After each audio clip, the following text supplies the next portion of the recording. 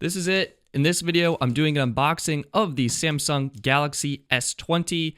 Specifically, I actually got the S20 Plus, and I did that for a few key reasons, which I'll talk about a little bit later in the video.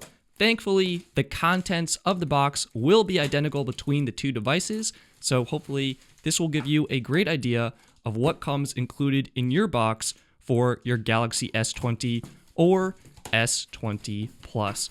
Opening it up, we have some packaging, and we basically just have the phone itself along with shipping information. Get that out of the way, and this is it. The Galaxy S20 Plus 5G. Not a whole lot going on here. Pretty basic box. I got the unlocked by Samsung model, and the reason I did this is I can use this phone on any carrier I wish. We just have a little bit of tape on this corner here. We should now be able to get right into the phone. And this is it, the Galaxy S20 Plus. I went with the Cosmic Gray, so you can kind of see how that looks. And let's just set the phone down off to the side. We can get into the rest of the contents. Now, something sneaky that Samsung does is they put their instruction booklet in the top portion of the box. I don't know why they do this. There's a little pull tab on the top, so you can pop this out. On the back, we have a SIM eject tool. That's really important. And if we open this up, we should get, yes, we have some paperwork here. This is all about the getting started quick guides. We don't really need that.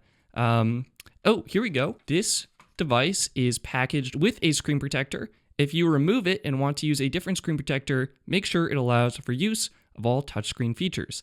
I feel like that's obvious, Samsung. That should be a given. And also in the box, I believe we have, let me see here. Okay, if I open it from the other side, we have some more paperwork. And wow, I've seen people get clear cases with their Galaxy S20 devices. This is empty. I mean, you can see straight through that. There is nothing else in here. There is no clear protective case at all. Is that just because I got the unlocked model? I don't know. On Samsung's official website, under the In the Box section, you can see they do list a clear cover, which is the clear protective case I was expecting to get, but did not see. Which brings us to the bottom of the page where they do say that some of the listed components, including that clear cover, may not be available depending on the model you purchase or the country or region you live in. The unlocked one from Samsung that I purchased did not come with that. So all you get is paperwork and your SIM eject tray. Let's continue. Next in the box, we have a paper separator, and then we have our 25-watt fast charging brick. And you can see this is a USB Type-C charging brick, which I really like. And of course, fast charging is a huge plus.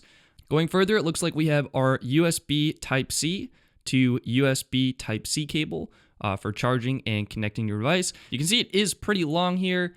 It's about coming in at about 39 inches, so just over 3 feet, probably a 1 meter cable.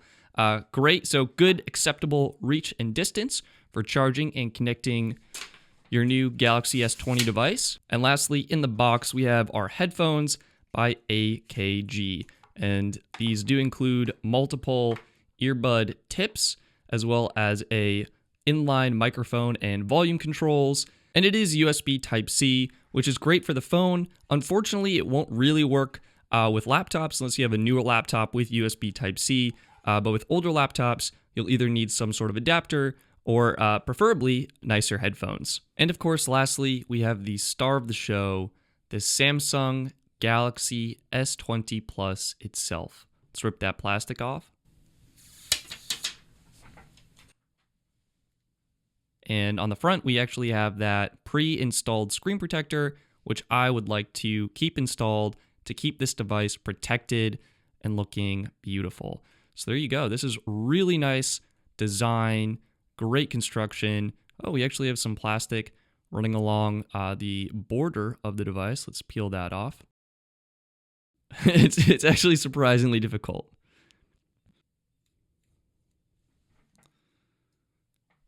And it looks like we have the same thing running along the top of the device as well. So this is it. This is Samsung's flagship device, the Samsung Galaxy S20. Specifically, this is the S20 Plus model. And the reason I went with the S20 Plus is for a few key differences. The biggest one is right there, 5G. The S20 Plus supports both millimeter wave and low band 5G. So I can get 5G connectivity on both T-Mobile's low band 5G network as well as Verizon's okay, Samsung. So I can connect to T-Mobile's low band 5G network as well as Verizon's millimeter wave 5G network and test the speeds and performances between the two. I'm quickly going to get this set up and I'll point out some other key differences. And we're back. The phone is set up. One thing I want you to know is when you set up your phone, you get it out of the box, you just got a brand new 120 Hz refresh rate display, but that feature is actually turned off. So to enable that, you're just going to go to Settings, Display, Motion Smoothness, and I would highly recommend you try out that high refresh rate, 120 Hz. It's going to make the phone feel smoother, faster, and more responsive, and it's what you paid for because these devices are expensive.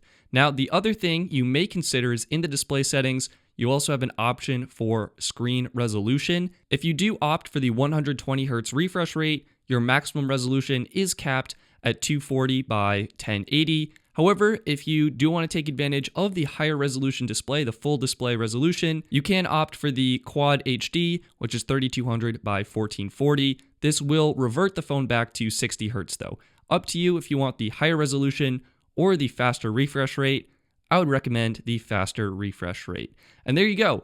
That is the Galaxy S20 Plus. Now let's do a quick recap of everything you get included with your Galaxy S20. You have your paperwork, SIM eject tool, your 25-watt fast charging power brick, your 1 meter USB Type-C to USB Type-C charging cable, your AKG headphones, which are Type-C with an inline remote control and microphone. You also have multiple ear tips to adjust the ear tips to your preferred size and comfort. And of course, you have your Galaxy S20 itself. One thing notably missing is I did not get the clear protective case with my S20 because I ordered it unlocked directly from Samsung. If you order your phone from a carrier, you may or may not get one. The truth is, I have no idea.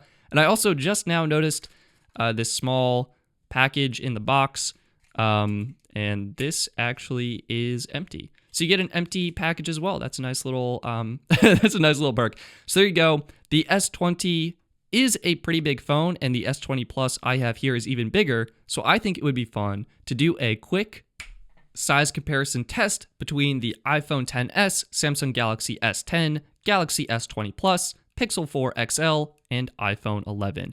As you can see here, the S20 Plus is clearly the largest device. I do think it is a little bit more manageable in the hand because it has some really nice kind of grippy side rails, in my opinion. And to me, it feels nice, solid, and comfortable in the hand. Whereas if we look at, say, the Pixel 4 XL, this feels a little bit bigger and chunkier, and I personally find it a little bit harder to grip onto. Now, in terms of usability, I would almost say the Pixel 4 XL is a little bit more manageable just because the screen is kind of easier for me to reach one-handed. Whereas with the Galaxy S20 Plus, it's so big, just getting up there takes a little bit of extra effort, a little bit of shimmying around, so to speak. So there you go. If you're a Pixel 4 XL owner or one of your friends has a Pixel 4 XL, here you can see the size comparison. Again, the weight, fit, and finish of the S20 Plus is really phenomenal. It feels great, it feels premium in the hand, and that's something I do really like about it. Next up, the iPhone 11. This has been a very popular phone this year. If one of your friends has an iPhone 11, you can kind of see how these two devices compare. Personally, the iPhone 11 size, it feels big to me, and the S20 Plus feels absolutely massive, but because the S20 Plus just has those slimmer side metal rails, for whatever reason, that is feeling a little bit grippier to me than the kind of flatter curve on the sides of both the iPhone 11 and the Pixel 4 XL. Comparing the S20 Plus to the S10 of last year, again, honestly, the S10 for me is my ideal smartphone size. It just fits perfectly in my hand. Everything is manageable. Something I do really like about the S20 Plus, believe it or not, is the power button placement. It's a little bit lower, which makes it more ergonomic and actually easier for me to reach the power button and turn this phone on and off. Whereas if I do the S10 here, you can see I have to really reach my thumb up to hit that power button. It was much too far away, much too high on the S10 model. But overall, the S10 for me is a better feel, and perhaps the S20 would have been better ergonomically for me. But again, I really needed that 5G connectivity, so I opted for the S20 Plus. And finally, the iPhone XS versus the S20 Plus. I mean, the S20 Plus dwarfs it. I think literally the entire iPhone fits within the Galaxy screen. I mean, look at that. That's nuts. So yeah, it's massive. Again, with the side rails, for whatever reason, the S20 Plus does feel very grippy to me. This is something you could definitely check out in person. But the overall usability of the XS, and this is the same size as the iPhone 11, is much more manageable for my hands personally, even though I do have big hands. But there you go. I think that's a pretty good size comparison. We can flip these over upside down. You can kind of get a look at how these compare. Here you go. Here's another look at the phone lineup comparison. S20 Plus is undoubtedly a massive phone. I think it's a two-handed device for sure. But yeah, there you go. That's how it lines up. It actually has a very thick camera bump too. It looks like the thickest of the bunch here, but still a great design. And honestly, because it has those slimmer side rails, I think the S20 Plus is easier for me to grip and hold on to compared with these other devices like the iPhone XS, the 11, and Pixel 4 XL, because they have thicker side rails and are more challenging for me to grip. But still, S20 Plus, absolutely a two-handed phone. Like, there is no way to reach up and grab that. But there you go. I think that's a fun comparison. One last thing I want to mention is if you are thinking of getting a new Samsung phone, the Galaxy S10 may just be the best value Galaxy phone you can get right now. It's starting at $415 unlocked from sites like Swappa. Again, this is where you can get it gently used or refurbished. There are other sites in that similar $400 to $500 price range. And because of that, I think the S10 is the best value Samsung phone you can get right now at under half the price of the S20 and around a third of the price of the S20 Plus. That's just my opinion. Links in the video description if you want to check out any of these phones. And yeah, please like this video if you found it helpful. Subscribe for more videos like this one, and I'll see you next time.